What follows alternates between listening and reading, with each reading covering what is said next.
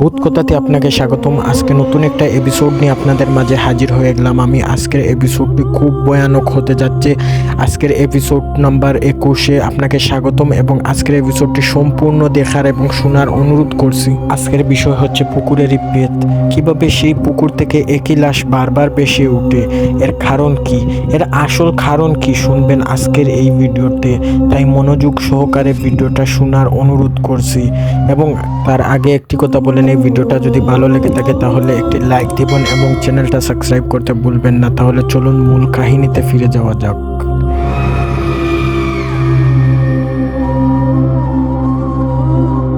এত রাতে পুকুরে কে গোসল করে? চৌকিদার মোতাল্লেব টর্চ বন্ধ করে ঝোপের আড়ালে আড়ালে পুকুরের দিকে এগিয়ে যাচ্ছেন। আকাশে পূর্ণিমার চাঁদ, সেই আলোয়তেই মনে হচ্ছে পুকুরের মাঝখানে একটা নারী মূর্তি। টর্চ জ্বালালে অবশ্য মুখটা স্পষ্ট দেখা যাবে, কিন্তু এলাকার কোনো মেয়ে যদি হয়ে থাকে ওটা, তাহলে গোসল করার সময় মোতালেব তার দিকে আলো ফেলে দিলেই এমন অভিযোগ তুলিয়ে একটা ভয়ঙ্কর কেলকারি ঘটে যাবে। তাই ঝোপের আড়ালে লুকিয়ে লুকিয়ে সামনে বাড়াতে লাগলো মোতালেব। অবশ্য স্থানীয় কোনো মেয়ে এই পুকুরে রাত 2টায় এসে গোসল করার কোনো মানেই খুঁজে পেল না সে। এই পুকুরটা নিয়ে এমনিতেই গ্রামের অনেক লোককথা আছে, কিছুটা ভয়ও করছে তার। পুকুরের একেবারে পাশের ঝোপের আড়ালে এসে লুকালো মোতালেব। ঝোপের সামনে কিছুটা অংশ সরিয়েই পুকুরের মাঝের মূর্তিটা চেনার চেষ্টা করছে। মুখ না দেখেই গেলেই বোঝা যাচ্ছে যে এটা একটা মেয়ে। হঠাৎ কি হলো, পুরো শরীরটা সামনের দিকে ঝুলে পড়লো মোতালেবের। পায়ে কিসের টান লাগলো, সাথে সাথে নিয়ন্ত্রণ হারিয়ে উপুশ হয়ে পড়ে গেল মোতালেব।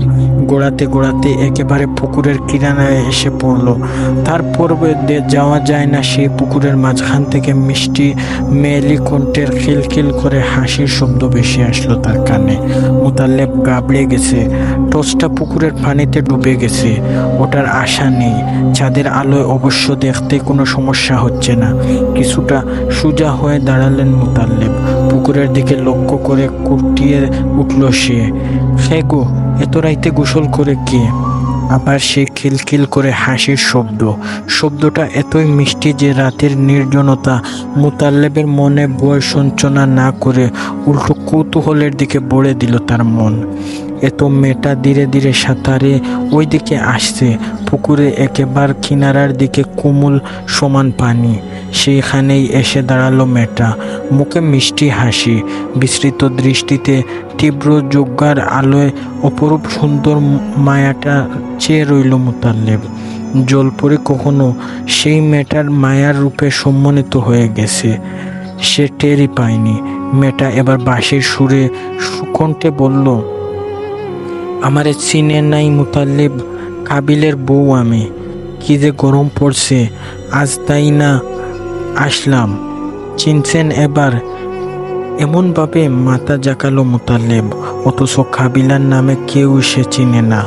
আবারও সেই মেয়েটি বলল, তুমিও দেখি গামতাছো মোতালেব, আসো পুকুরে একসাথে স্নান দেই। পানির সাথে শাড়ি কাপড় শরীরে লেপটে থাকা। এমনিতেই মোতালেব মেয়েটার দিকে চোখ সরাতে পারছে না। এবার মেয়েটা আঁচল খুলে কুলম সমান পানিতে ফেলে দিয়েই তার অবস্থা আরো খারাপ হয়ে এলো। মেয়েটা ধীরে ধীরে পিছিয়ে যাচ্ছে পুকুরের দিকে। মোতালেব পুকুরের পানিতে পা ভিজিয়ে ধীরে ধীরে সামনে এগিয়ে যাচ্ছে।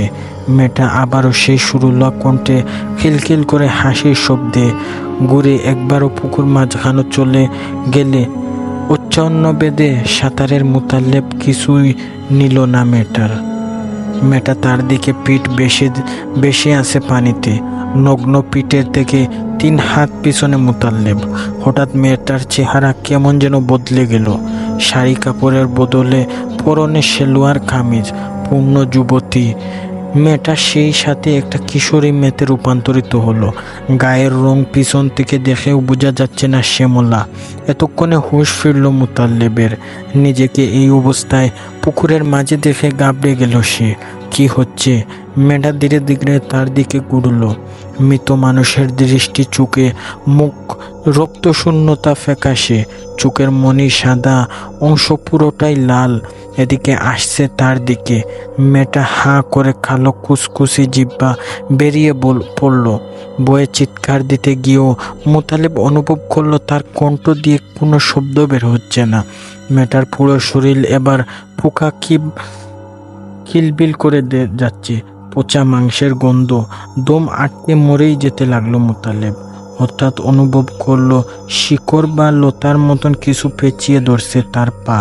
আস্তে আস্তে কোমর পর্যন্ত পেঁচিয়ে ধরলো ওটা। ওকে, মেয়েটা এবার তার মুখোমুখি এসে পড়েছে, পানিতে ভাসছে। কি ভয়ঙ্কর চেহারা! এই মেয়েটাকে মোতালেব চেনে, কিন্তু এর তো এখন কোনো এখানে থাকার কথা না।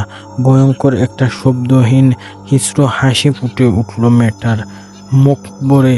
সাথে সাথেই কোমরের একটা টান অনুভব করলো মোতালেব। কিছু একটা তাকে পানির নিচে টেনে নিয়ে যাচ্ছে। মেয়েটা কিলকিল শব্দ তার কানে বাজছে। লতাটা তার গা পেঁচিয়ে ধরল, দম বন্ধ হয়ে আসছে তার। পরদিন সকালে পানি আনতে গিয়ে মদবর বাড়ির বউই প্রথমে মোতালেবের লাশটা পুকুরে ভাসতে দেখে। চিৎকার করতে করতে ছুটে পালায় সে। হাড়ি ফেলে লোক জড়ো হয়। সেখানে পুলিশ আসে। কেউ মৃত্যুর সঠিক কারণ কিনারা করতে পারে না।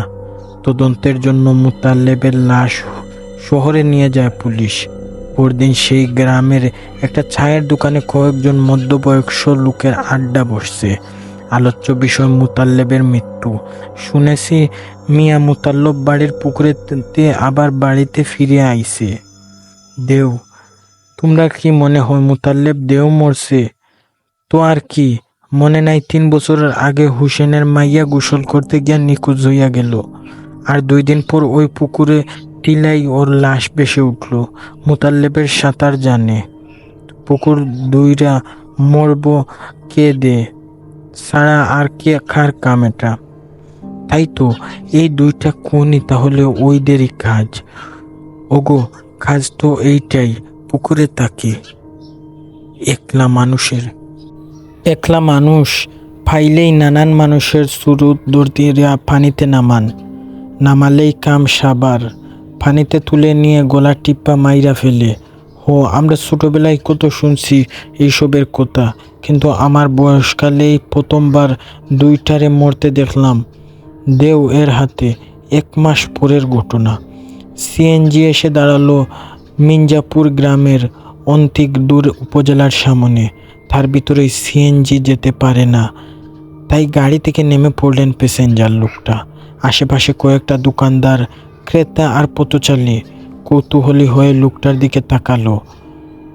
গরুয়া লুঙ্গি আর পাঞ্জাবি পরা 30 থেকে 32 বছরের লোকটা। চুল দাড়ি বড় বড় মুছাটা, গলায় একটা গোয়ালা গামছা, পায়ে চটি। বাটা মিটিয়ে দিয়ে একটা চায়ের দোকানে এসে গিয়েই মিঞ্জাপুর গ্রামের ঠিকানা জানতে চাইল। অন্ততগর সবাই পশ্চিম দিকে ধান ক্ষেতের মাঝখানটার আইলটা দেখিয়ে দিল। ধীরে ধীরে পশ্চিম দিকে হাঁটা ধরলেন তিনি। 3 ফুট পোস্তের লম্বা আইল, 2 পাশে ধান ক্ষেত। দিনটাকে সুন্দর বলা যায় না। কড়া রোদ, সামান্য বাতাস নেই। ব্যবসা গরম। প্রতীকের নাম রশিদ, পেশায় তন্ত্র সাধন। জিন বুধ পোহাত্তা পিছায় নিয়েই তার কারবার। এমনিতেই একটি সরকারি কলেজে অনার্স শেষ করেছেন তিনি। শখের বসেই এই পেশায় আসেন। এই তান্ত্রিক উস্তাদদেরকে ধরে নানার অলৌকিকতার অস্তিত্ব সামনে থেকেই দেখেই এই পেশার ধীরে ধীরে নেশা নিয়ে এসেছে তিনি। উস্তাদ জালাউদ্দিন মোতাব্বের কাছেই অধিক তন্ত্রমন্ত্র, পিশাচ, দুর্ভিক্ষের উপায় শিক্ষামন্ত্র লাভ করেছেন তিনি। তার কথায় মিঞ্জাপুর গ্রামে আসতে আসতে রশিদকে এই গ্রামে নাকি একটা পুকুর দেও, অর্থাৎ পুকুরের পিলাস আছে। এই পর্যন্ত 3টা খুন হয়েছে। ওটা প্রায় 3 বছর আগে। 15 বছরের এক কিশোরী গোসল করতে এসে নিখোঁজ হওয়ার 2 দিন পর পুকুরে ওর লাশ দেখতে পাওয়া যায়। বাকি 2টা খুন হয়েছে। গতকাল 1 মাসে মির্জাপুর গ্রামের চৌকিদার মোতালেব লাশ পাওয়া যায় পুকুরে ভাসমান এর সকালে। যেদিন লাশ পাওয়া যায় তার আগেই রাতে নাকি সবাই তাকে সুস্থ অবস্থায় ডিউটি করতে দেখছে। এর 15 দিন পরেই মোতব্বর বাড়িতে ছোট ছেলে বউয়ের নিষেধ না মেনেই সকালে দাঁত মাজতে পুকুরে গেলে আর ফিরে আসেনি। অনেক খুঁজেও ওর লাশ পাওয়া যায়নি ওই দিন কিন্তু 2 দিন পর ঠিকই লাশটা বেশি দেখা যায় ওই পুকুরে। এরপর থেকেই একা কিংবা দল বেঁধে কেউই যায় না এখানে ওই পুকুরে, অথচ আশেপাশে 15 ঘরকে ওই পুকুরে পানি আশ্রয় করে চলতে হয়। একটা মাত্র টিউবওয়েল আছে এখন, তাই রশিদের ওই গ্রামের আগমন। পুকুর থেকেই দেহ ছাড়িয়ে পুকুরটাকে অভিশাপ মুক্ত করতে হবে। এদিকে বেশ বিরক্তি নিয়েই ধান ক্ষেতের মাঝের আইল দিয়ে হেঁটে যাচ্ছিলেন রশিদ। হঠাৎ পিছনে টুং টুং সাইকেলের বেলের আওয়াজ পেলেন। ঘাড় ঘুরিয়ে পিছনে তাকাতেই দেখলেন তার থেকে কিছুটা কম বয়সী একটা লোক পুরানো ফেনিক্স মডেলের সাইকেল চালিয়ে আসছে। তাকে দেখেই সাইকেল থামিয়ে দিলেন। লোকটার পরনে সাধারণ ফুল প্যান্ট, শার্ট আর টি শার্ট, চোখে চশমা, পায়ে চটি, ঠিক যেন একজন গ্রাম্য মাস্টার। রশিদের দিকে কয়েক মুহূর্ত লক্ষ্য করে লোকটা বলল, আপনি ঢাকা থেকে আসছেন তান্ত্রিক? তখনই রশিদ বললেন যে জি আমি। আপনি মুখলেস মোতব্বর বাড়ি মুজাও ছেলে? ও আচ্ছা, আপনার ছোটো ভাই তো মারা গিয়েছে। জি আমি জালাউদ্দিন তান্ত্রিকের সঙ্গে যোগাযোগ করছিলাম। আমি অস্থায়ীভাবে ঢাকায় থাকি। তাই নাকি? কোথায়? ঠিক তখনই সে বলল মোহাম্মদপুর। আর আমি বললে আমি সাভার থাকি। লোবাবুত দৃষ্টিতে সাইকেলের পিছনটা সিটের দিয়েই তাকিয়ে আছে রশিদ। লিফট পেয়ে গেলে এই গরমের মধ্যে আর এতটা পথ হেঁটে যেতে হবে না। ওনার মনের কথা বুঝতে পেরেই যেন মুখলেস মতলব বলল, উঠুন পিছনে। ডাবল সাইকেল চালাতে আমার চাইতে উস্তাদ আর কেউ নেই। শান্তি পেল রশিদ। সাইকেলের যেন কথা মনে হলো না। দুজনের ভিতর সেই পুকুর, অদ্ভুত মৃত্যু নিয়ে কোনো কথাই পথে জিজ্ঞেস করল না রশিদ। আগ বাড়িয়ে নিজেও আলাপ জমালো না মোখালেস। শুধু চলার পথে মোতালেবের পরিবার সম্পর্কে সামান্য তথ্য জেনে নিল। মতলব বাড়ির সামনে চলে এলো ওরা আধা ঘন্টায়। পরিবারের ছোট ছেলে হারানোর শোকের সাথে মতলব বাড়ির লোকটা অচেনা এক আতঙ্কে সব সময় অস্থির হয়ে থাকে। পুকুরের সবচেয়ে কাছের বাড়িটা তাকে রশিদকে দেখে তাই কিছুটা মনোবল ফিরে পেল তারা। রশিদ পুকুর সম্পর্কে কোনো তথ্য না তুলে সোজা, আমার হাত মুখ ধোয়ার জন্য সামান্য পানি আর খাওয়ার জন্য কিছু থাকলে দেন, খুবই ক্ষুধা পেয়েছে, আর একটা বিছানার ব্যবস্থা করে দেন সন্ধ্যার আগে যাতে কেউ আমাকে না জাগায়। বলায় ভেতরে তান্ত্রিক ভিতরে সবাই কিছুটা ক্ষুণ্ণ হলো। এ কেমন তান্ত্রিক? রশিদ সত্যি খুব ক্লান্ত। খাবার খেয়ে তার জন্য তৈরি করা বিছানায় শুয়ে পড়ল। যখন ঘুম ভাঙল তখন সূর্য ডুবার পরে 2 ঘন্টা পেরিয়ে গিয়েছে। ঘুম ভেঙে বাইরে অন্ধকার দেখে মনে হলো একটু বেশি উদাসীন ভাব মনে প্রকাশ করে ফেলেছে সে গ্রামে পৌঁছে গোসল করার জন্য মন আর শরীর উসখুস করছিল, কিন্তু নিজেকে আটকে রাখতে রাতের বেলকির জন্য। এখন একা সে পুকুর পাড়ে যাবে গোসল করতে। সত্যি আশরিরি তাকে রাতে এদের ক্ষমতা দেখানোর কথা। কোনো একটা রাতে করতে গিয়ে যদি মৃত্যু ভয়টাই নাই থাকে, তাহলে জীবনে আসল রোমাঞ্চটাই উপভোগ করা যায় না। বিপজ্জনক এই রোমাঞ্চ ভরা অনুভূতির জন্যই এই কাজটা এত ভালোবাসায় রশিদ। শরীরের সমস্ত তাবিজ খবর যা কিনা অশরীর শক্তি থেকে তাকে রক্ষা করতে পারে সবগুলো খুলে বিছানার উপর ফেললেন তিনি। সাথে সাথেই আনা জুলা থেকে আরেকটা গরুয়া রঙের শাড়ি আর মাটি রঙের তোয়ালি বের করলেন। পাঞ্জাবিটা আগে খুলেই একটা চেয়ারে ঝুলিয়ে দিয়েছেন। পরনে এখন শুধু একটা গোয়ারা লুঙ্গি, খালি পা, কাঁধে তোয়ালে আর অপর লুঙ্গি নিয়ে ঘরের বাইরে বেরিয়ে এলেন রশিদ। এই বাড়িটার লোকজন বলতেই প্রধান মতলব অর্থাৎ মুখাল্লেসের পিতা মারা গেছেন 15 বছর আগে। মুখাল্লেসের মা বেঁচে আছেন। বিছানায় পড়া মুখাল্লেসের ছোট ভাই মোমেন মতব্বরী 15 দিন আগে মারা গিয়েছেন। পুকুরের দেও এর হাতে সে বিয়ে করেছিল গত বছরই। তার বিধবা স্ত্রী এখনো এই বাড়িতেই রয়েছে। বাড়ির মেজ ছেলে মুখলেস মতলব ভাইয়ের মৃত্যুর পরই স্ত্রী এবং 2 ছেলেকে নিয়ে এখানে এসে থাকছে। বাড়ির বড় ছেলে মুখলেস মতলব বয়স 40 এর কাছাকাছি। স্ত্রী, 2 মেয়ে, 1 ছেলে। তার 3 মাতবার ভিন্ন খেয়ে একটা উঠানকে ঘিরেই তার টাকার গড়গুলো। এতটুকু তথ্য সাইকেলে আসতে আসতে মুখলেসের কাছ থেকে জেনে নিয়েছিল রশিদ। উঠান বেরিয়ে সবাইকে মোটামুটি দেখতে পেল রশিদ। অনেকগুলো হরিকেন জ্বলছে। রশিদকে এভাবে দেখেই সবাই চোখ কপালে উঠে গেল যেন। মুখলেসকে প্রথমে তার কাছে এলো। কোথায় যাচ্ছেন তান্ত্রিক ভাই? স্নান করার জন্য না হয় নাই? যেই দিনে স্নান করতে না আসি একটা পুকুরে, কাল সকাল থিতা আপনাগো সব সমস্যা ঠান্ডা মাথায় শুমো। কল আছে, চাইপা পানি আইনা দে। না, ওই পানিতে কি আর গোসল কইরা মন ভরে? পুকুরটা তো আমি চিনি।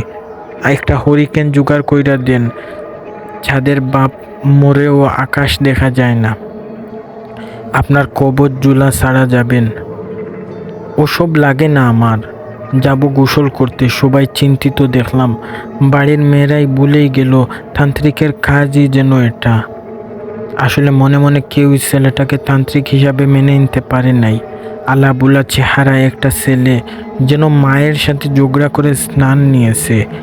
এত কম বয়সে তান্ত্রিক, তাও আবার কড়া সুরে। এই সময়ে আয়োজন ছাড়া পুকুরে যেতে নিষেধ করলো। মুখলেস অনেক নিষেধ করার পরও যখন রশিদ নাসুর বান্দার মতন পুকুরে যাওয়ার পণ থেকে সরে আসলো, সে তখনই আর আসলো না। তখন সে বলল, আমি আপনার সাথে যাব তাহলে। সাথে সাথেই বাড়ির ভেতরটা কান্না চেঁচামেচিতে পড়ে গেল। তারা দেও এর হাতে তাদের আরেকটা পুকুরের হারাতে রাজি নয়। মুখলেস মতলব ঘর থেকে বেরিয়ে এলেন। চেঁচামেচিতে সব কথা শুনে জুপের সাথে বললেন, উনি এখন আসছেন কি তোমাদের হাতের পিঠাপুলি খাইতে? উনি কি করবেন সব যাই না তো করছেন। তোমরা বেশ বুঝে নাই, উনি তান্ত্রিক মানুষ। ওনারে দেখতে দাও, পেচ্ছাপ কইরা দিব। যাইতে দাও, উনি তো আইসেনি। দেও খুদাইনে লাগলো। মুখলেস, তুই ঘরে যা, উনি গেলে একলাই যা। আশেপাশের কয়েকজন মানুষ হাজির হয়েছেন। রশিদ একটা হরিকেন হাতে তুলে নিয়েই একাই নারিকেল পাতার বেড়া সরিয়ে পুকুরের দিকে রওনা হলেন। কয়েকজন তার পিছু পিছু গেলেও সেখান থেকে পুকুরের চেহারা হালকা করে দেখা যায়। ওই জায়গার সামনেই আর এগিয়ে যাওয়ার সাহস পেল না কেউ। হরিকেনের আলোতেই অন্ধকার কেটে সামনে এগিয়ে যাচ্ছেন রশিদ। ঠান্ডা বাতাস, পাতার সঙ্গে পাতার গোসা খাওয়ার শব্দ, ঝিঝি পোকার ডাক। হরিকনের ঝাপসা আলোতেই একা হেঁটে গেল। পৃথিবীতে সব অলৌকিক বিলুপ্ত হয়ে গেছে। বিশ্বাস করা মানুষের কল্পনার 10-12টা ভূত পেতের অস্তিত্ব অনুভব করবে আশেপাশে। এই ধরনের পরিস্থিতিতে রশিদের জন্য প্রথম নয়। তাই মনে মনে বিন্দুমাত্র ভয় নেই। তান্ত্রিকের কাজই তো আধার আর আধারের প্রাণী নিয়ে। আশঙ্কা করা হচ্ছে যে মনে মনে তান্ত্রিক নয়, তান্ত্রিকদের শোভা পায় না এমন অনেক কাজ করে সে ভিন্নভাবে। তারা আশরিরি সমস্যার সমাধানে এই ভিন্ন উপায় আবিষ্কারের চিন্তা এবং বাবাকেই প্রস্রাব দেওয়ার কারণে অধিকাংশ রহস্য উদ্ঘাটন করতে পারলেও তার সমাধান করতে ব্যর্থই হয়েছিল বেশিরভাগ সময় তিনি। রশিদ মনে করেন যে তান্ত্রিকদের ভয় পেতে হয় না, তারা ভয় পান না। এরা সবার সামনে জাহির করে বেলালে তান্ত্রিক সাধনার জন্য একান্ত জরুরি, নইলে তান্ত্রিকের উপর মানুষের ভরসা জন্মাবে না। এই সূত্র মেনেই রশিদ সবার দৃষ্টি আকর্ষণ করছে। এই রাতেই একা একা অভিশপ্ত পুকুরে গোসল করছে সে। পুকুর পাড়ে হরিকেনটা আর শুকানো কাপড় রেখে পানিতে নেমে পড়ল রশিদ। ঠান্ডা পানি, অদ্ভুত কাঁপুনি অনুভব করলো পুরো শরীর। এই প্রথম কেমন একটা ভয় লাগলো ভিতরে। এই পেশায় একজন এসেছেন অনেক দিন ধরে, তাই অশুভ কিছু আশেপাশে থাকলে টের পেয়ে যান তিনি। এখন সেই রকম একটা অনুভূতি হচ্ছে। ঝাপসা আধারে পুকুরের সাঁতারে বেড়াচ্ছেন তিনি। পা কাঁপালেই বারবার কোনো কিছু যেন জড়িয়ে গেল কিনা বুঝলেন। তিনি জানেন যে অশুভ কিছু এর আশেপাশে আছে কিনা, ওনাকে দেখছে কিনা, কিন্তু এটা ছিল কিছুতেই উপলব্ধি করতে পারছেন না। অপেক্ষা করছেন কোন সময় মুখোমুখি হবেন ওটার। অবশ্যই তিনি যে ধরনের দেহ অনুমান করেছেন আত্মবিশ্বাসের সাথে ওইখানে এসেছেন, সেটা হলে এই মুহূর্তে ওটা তার সামনে দেখা যাবে না। তার এত রাতে একা পুকুরে গোসল করতে আসায় অর্থ হচ্ছে যে তিনি সেই গ্রামে এসেছেন। তার পরিস্থিতি যিনি আশরিরিকে জানান দিয়ে গেলেন এবং কোনো রকম তাবিজ কবির সঙ্গে না নিয়ে তন্ত্রমন্ত্র না উচ্চারণ করে এটা বুঝিয়ে দিচ্ছেন যে তিনি কোনো শত্রু নন। আশরিরিরা যদি কোনো সাহায্য লাগে তাহলে তিনি আছেন, তাকে মুক্ত করতে চান তিনি। সে যাতে রশিদকে সাহায্য করতে চায় এবং মুখোমুখি হয় তার। এই বাগা বেগ অবশ্য কোনো তান্ত্রিকের জন্যই নিরাপদ না। যে কোনো মুহূর্তেই মৃত্যুর দিকে টেনে নিয়ে যেতে পারে ওকে। সত্যিকারের কোনো ভয়ঙ্কর দেহ যদি ওর হয়তো তাহলে দেখা না দিয়েই এতক্ষণে রশিদকে মৃত্যুর দিকে টেনে নিয়ে যেত। তার নিজেই ক্ষমতা রক্ষা করার কিছুই নেই, কিন্তু এখন কিছুই হয়নি। রশিদকে চিন্তাই ঠিক করলো। সে যা ভাবছে তেমনটাই হয়েছে। রশিদ পুকুর থেকে উঠে এলো। রশিদের ধারণা গত 1 মাস ওই দোকান এই দেও রহস্যের পিছনে আসল উৎস পাটভূমি। ওই গ্রামে পৌঁছানোর আগেই উপলব্ধি করে বুঝে নিয়েছে তিনি, পুকুরে যেই দেও রয়েছে ওটা আর কোনো প্রাচীন দেও না। ওটার দেও হওয়ার বয়স 3 বছর। ওটা একটা কিশোরী মেয়ে। বাকি সত্যটা সমাধানে গ্রামের মানুষের কাছ থেকে কাল দিনের বেলা জেনে নিতে হবে। এরপর নিশ্চিন্ত পদক্ষেপে যা করার তিনি করবেন। তাকে জীবিত অবস্থায় গোসল করে বাড়িতে ফিরতে দেখে সবাই খুশির সাথে বিস্মিত হয়ে গেল সবাই। তারা যেন রশিদকে নিখোঁজ হওয়াতেই স্বাভাবিক নজরে দেখছেন এবং তাকে আর ফিরে না আসলেও অবাক হতেন না। সবাই বুঝলেন যে এই তান্ত্রিক জাতের তান্ত্রিক। ভয় ডর বলতে এর মধ্যে কিছুই নেই। এবার পুকুরের দেওয়ের অভিশাপ থেকে তাদের মুক্ত করতে ওনার বিকল্প থেকে আর কিছুই নেই। দিনের মধ্যে রশিদের আচরণের যেন ক্ষুণ্ণ হয়েছে সবাই। দিনের শেষে রশিদের এই আচরণ দেখে সবাই মনেই তার প্রতি ভক্তি শ্রদ্ধা জেগে উঠল। ভয় কেটে গেল অনেকটা। পরদিন সকালে রশিদকে তন্ত্র সাধনার ধারে কাছে না গিয়ে গোয়েন্দাগিরি দেখে সবাই অবাক হয়ে যায়। মতলব বাড়ির সবাই ক্ষুণ্ণ হয়ে যায়। রশিদ স্থানীয় ছায়ের দোকানদারের কাছে গিয়ে যা জানার জেনে নিয়েছে।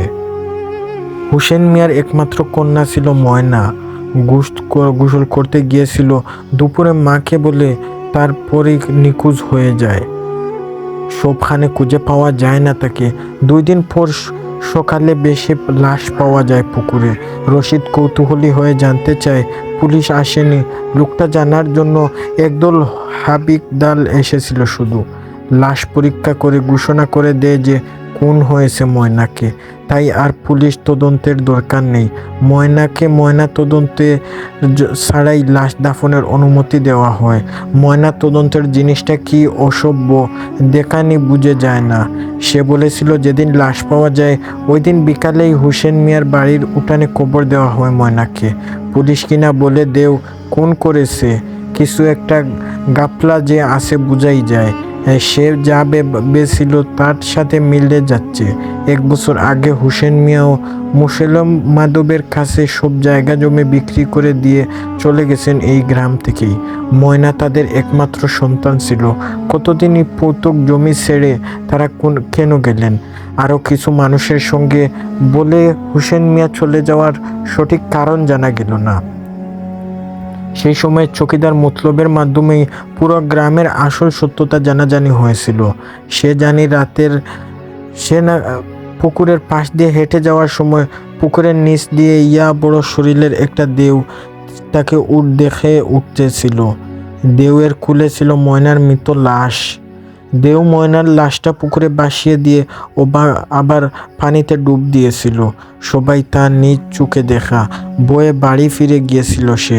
আসলে কি মতলব এমন কিছু দেখেছিল 3 বছর আগে, নাকি মতলবকে খুন করেছিল ময়নাকে আর পুরো গ্রামের মিথ্যা গুজব ছড়িয়ে দিয়েছিল? না, তাহলেই তো তার মৃত্যুর ভেতর দিয়েই সব শেষ হয়ে যেত। মতলব বাড়ির ছোট ছেলেটার মৃত্যুর প্রাণ কবে আরো কয়েকজনের উপর রাগ পুষে রেখেছে। মেয়েটার মৃত্যুর সঠিক কারণ জানা সম্ভব হলো না। অন্তত এটা জানা গেল যে বোঝা এত মেয়েটার লক্ষ্য কে। আশ্চর্যজনকভাবে গ্রামের কেউ সন্দেহ করে না। কোনো মানুষ ময়নাকে খুন করতে পারে না। সবাই দৃঢ় বিশ্বাস এটা দেউয়ের কাজ। এখন এটাই উপায় রয়েছে, পুকুরে মেটার অতৃপ্ত আত্মার মুখোমুখি হবে রশিদকে। জানতে হবে ওর আসল মৃত্যুর কারণ। কিন্তু মেটার আত্মা কি করে মুখোমুখি হবে? অথবা ওর খুনের সঙ্গে যারা জড়িত তাদের একজনের থেকে জেনে নিতে হবে সব। ওদের পুকুরে যে অন্য কোনো দেউ নেই, ওর ময়নার পেট কোথা? ওটা মোটামুটি নিশ্চিত হয়েই এভাবেই চিন্তা করেছে রশিদ।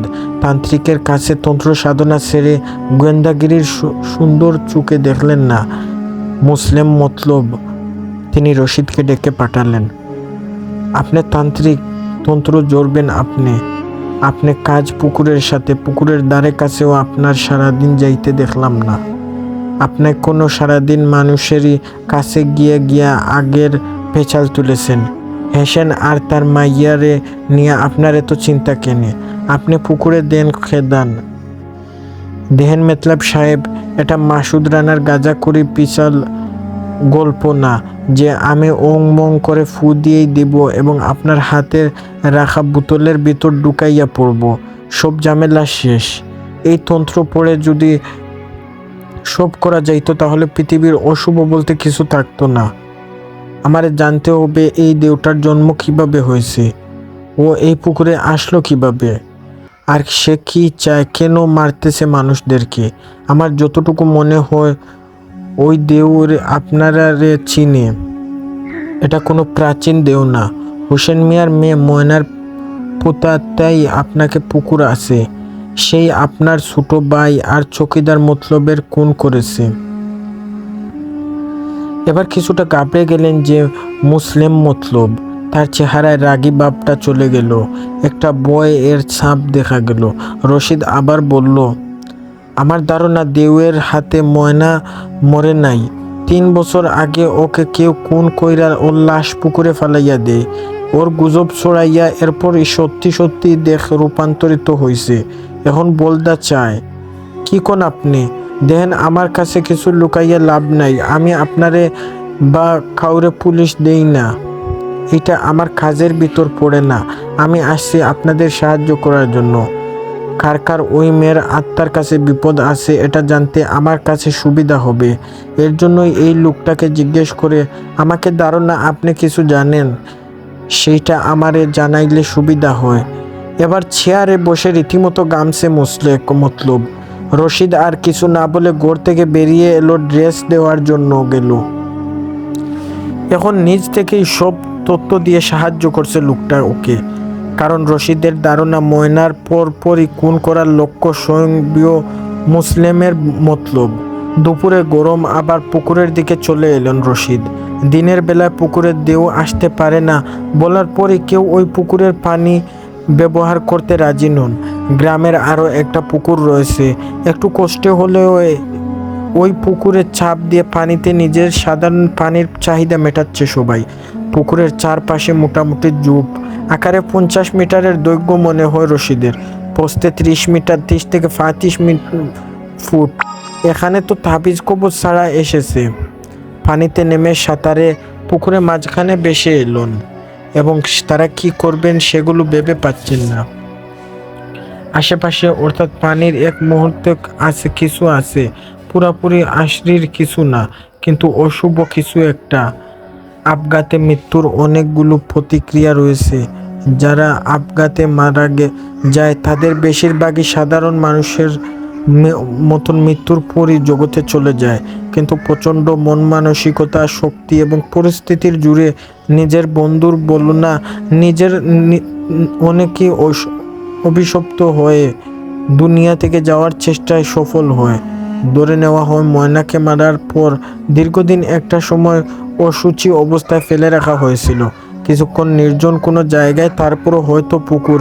এই সময়টাকে সে নিজের শরীরে অভিশপ্ত দেয় এবং রূপান্তর করে। সে কিনা নিজের মনের ইচ্ছা পূরণ করার আগ পর্যন্ত ওই পুকুরের ওই নির্দিষ্ট সীমানাটার ভিতরে অন্ততকালে বন্দী হয়ে থাকবে। তারই মধ্যে অবশ্যকালের প্রয়োজনের সময় অলৌকিক শক্তির প্রবেশ ঘটবে। দেও বলতে আসলে পুকুরের একটা অশুভ শক্তিকে বুঝায়। অনেকেই মনে করে একাকী কেউ পুকুরে গেলে পুকুরের নিচ থেকে তার পা টেনে ধরে পুকুরের গভীরে নিয়ে যায় এটা, এবং শ্বাসরুদ্ধ করে হত্যা করে পুকুরে ভাসিয়ে দেয়। কিন্তু রশিদের ধারণা বেশিরভাগই দেয় মানুষের অভিশাপ এবং প্রত্যাশা। খুব দরকার না হলে এরা নিজের অস্থির জানান দেয় না। মানুষের ক্ষতি করার দূরের কথা, অবশ্য কিছু প্রাচীন দেও রয়েছে, প্রাচীন কিছু পুকুরে এরা জাত পিচাক মানুষ হত্যা করে। এরা শান্তি পায়। এদের সবচেয়ে ভয়ঙ্কর, অনেক দিন ধরে প্রাচীন দেও আছে এমন একটা পুকুর খুঁজছে রশিদ। হয়তো পেয়ে যাবে একদিন, তবে সেটাই নয়। একটা চিন্তা মাথায় ঢুকলো রশিদের। দেও মনে পুরাপুরি অশরীরই নয়। এদের ক্ষমতা আরও অস্থির রক্ষা করার জন্যই তাদের একটা শরীর দরকার। নিজের শরীরে হোসেন মিয়া বাড়ির উঠানে যদি সত্যি ময়নার লাশ কবর দেওয়ার হয়, তাহলেই তো ওর পক্ষ দেও হওয়া সম্ভব না। তাহলে অথচ রশিদ স্পষ্ট বুঝতে পারছে পুকুরের সেই অশুভ শক্তি রয়েছে। ওটা ময়নার অতৃপ্তি আত্মাই, তাই তো ওর কোনো ক্ষতি করছে না। এই বিষয়ে পুরাপুরি নিশ্চিত হবে। ওকে অনিশ্চিত নিয়ে কিছুই করা উচিত নয়। হঠাৎ পায়ে লতার মতন কিছু একটা পেঁচাতেই বুকটা দপ করে উঠল রশিদের। নিজেকে সামলে নিল। একটা জোরালো টানের জন্য অপেক্ষা না করেই নিজের শরীরটা গুল করে পানির নিচে ডুব দিল। অসুস্থ পানির নিচের পায়ে জড়িয়ে ধরার মতন লোটটা দেখল রশিদ। একটানে পা থেকে খুলে নিচের পুকুরের পানিতে ভেসে উঠলেন। তার হাতে লতাটা সাধারণ একটা লতা, অপ্রসিতভাবে আটকে যাওয়ার আতঙ্কে উঠেছিল। বুক এখনোই কাঁপছে। লজ্জা পেলেন তিনি। পুকুর থেকে উঠে বেজা লঙ্কি প্যান্টে মতলব বাড়ি ফিরে গেলেন। তার মাথা পরিষ্কার হয়ে গেছে। জানেন কি করতে হবে এখন। খাওয়ার একটু পরে মতলবের কাছে গিয়ে কথাটা তুললেন তিনি। জানতে চাইলেন হোসেন মিয়া উঠানে কি সত্যি ময়নার লাশ দাফন করা হয়েছিল। মুসলিম শতভাগ নিশ্চয়তা দিয়ে বললেন, কোনো সন্দেহ নাই এতে। তিনি নিজে সেখানে উপস্থিত ছিলেন। হোসেন মিয়া তার একটা জায়গা বিক্রি করে গ্রাম ছেড়ে চলে গিয়েছিলেন। তার জানতে ইচ্ছা করলেও প্রশ্নটা মনের ভিতরে চেপে ধরলেন রশিদ। এখন এই প্রশ্নটা করলে শুধু রেগে যাবেন, কাজের কথাটা হবে না। রশিদ খবর করে লাশটা অবিকাংশ দেখতে চায় বলতেই রেগে আগুন হয়ে গেলেন মতলব। বারবার শুধু গ্রামের মানুষের ভিতর উল্টাপাল্টা সন্দেহ ঢুকিয়ে দেওয়া হয়। তার চেয়ে রশিদ যাতে তন্ত্রমন্ত্র পড়ে দেও বা ময়নার পেতনটা এই যে পুকুরে অনন্ত করে থাকুক, তাকে যেন জড়িয়ে দেওয়া হোক। রশিদ নারসুর বান্দা। সে জানার পুতানটা তাড়িয়ে দিতেই কাজটা জরুরি। তাকে কবর করে কিছু পরীক্ষা না করে চলে যাবেন গ্রাম থেকে। অন্য কোনো তান্ত্রিক নিয়ে আসুক তারা। বাইরের রশিদের উপর রাগ দেখলেও লোকটা তার ভারসাম্যযোগ্য এবং পুকুরের একমাত্র সেই অভিশাপ থেকে মুক্ত পাবে এমন একটা বিশ্বাস জন্মছিল মতলবের। আর কোনো উপায় না পেয়ে রাজি হলেন তিনি। অনেক খুঁজেও কাউকে কবর করতে রাজি করানো গেল না। কাউকে মৃত্যু মানুষের কবরের শান্তি অশান্তি নষ্ট করতে রাজি নয়। অগত্য রশিদের হোসেন মিয়ার বাড়ির উঠানে পৌঁছে কুদাল নিয়ে 3 বছর আগের পুরানো কবর করতে লাগলো। প্রায় 4টার মতন বাজে এখন। অবশ্য কিছুক্ষণের মধ্যে গ্রামের অর্ধেক লোক হোসেন মিয়ার পরিত্যক্ত বাড়িতে এসে ভিড় জমালো। কি হচ্ছে দেখতে সেখানে। সামনে কুদাল চালাচ্ছে রশিদ। ঠিক সেই সময় বেশ বিরক্তি নিয়ে থানা থেকে বের হলেন কনস্পেক্টর জামশেদ। এই বিকেলে সাইকেল চালিয়ে তাকে যেতে হবে সেই আজপারগাঁও মির্জাপুরে। জায়গাটার নাম শুনলেই তার ভেতরটা একটা অজানা আশঙ্কায় কেঁপে ওঠে। 3 বছরের আগের একটা স্মৃতি নাড়া দিয়ে ওঠে তার উপর। গত 1 মাসে সেখানে একটা পুকুরে 2 জনের লাশ পাওয়া গেছে। ময়না তদন্তের জন্য তিনি সেইখানে লাশগুলো আনা নেওয়া করেছেন। ডাক্তার জানালেন পুকুরে ডুবে ফুসফুস ফেটে যাওয়ায় মারা গিয়েছে দুজনই। আর কোনো কারণ নেই। দুজন তার পরিচিত, মুতলেব আর মোমেন। লাশগুলো পুকুর থেকে তুলতেই বলেছিল অফিসার। সে একটা লোককে টাকা দিয়ে লাশ তোলার কাজ করিয়ে নেন। একটু পর পুকুর থেকে সব সময় 10 ফুট দূরত্ব রেখে চলেন থানার অফিসার। সেইখানে বর্তমান পরিস্থিতি কি সেটা জানার জন্যই জমশেদকে যেতে বলেছিলেন। কি আর করার, সাইকেল পেডেল ঘুরিয়ে রওনা হলেন জমশেদ। রশিদের মাটি কুড়ার অপকরিকল্পনা দেখে মুশলেক মতলব দুজনই জোয়ান ছেলেকে রাজি করলেন দ্রুত কবর খোঁড়ার জন্য। পাশে চুপচাপ দাঁড়িয়ে আছেন মুসলেব মতবর, চোখে মুখে বিরক্তি। প্রায় আধা ঘন্টা কুড়ার পর একেবারে শক্ত মাটি পেল ওরা। কবর সমান গর্ত হয়ে গেছে। 3 বছর পাটি আর বাঁশের অস্তিত্ব বিলীন হয়ে যাওয়ায় স্বাভাবিক, কিন্তু তারা মাটি হাঁটতে কোনো কল্পনাই পেল না। আর একটু কুড়তেই বললেন রশিদ ওদেরকে, হয়তো লাশ নিচে ডুবে গেছে। আবারও কুড়তে কোনো মৃত্যু শরীরের অবশিষ্ট অংশ পাওয়া গেল না। এবার মতলবের চোখে